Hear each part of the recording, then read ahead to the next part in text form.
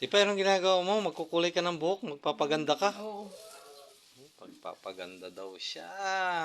Mga kamarsi at kaparsi. Kukulay ng buhok. Ang tipay ko.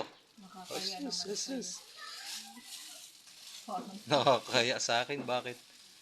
Nahihiya ka ba dahil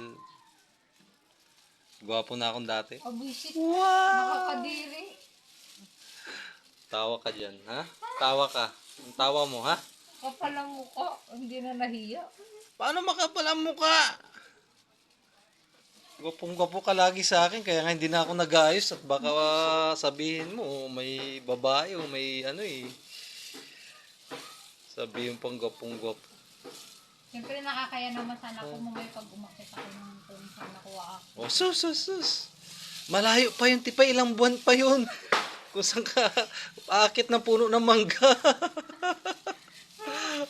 Ang tawa tuloy ni Tintin. Oh, ang tawa.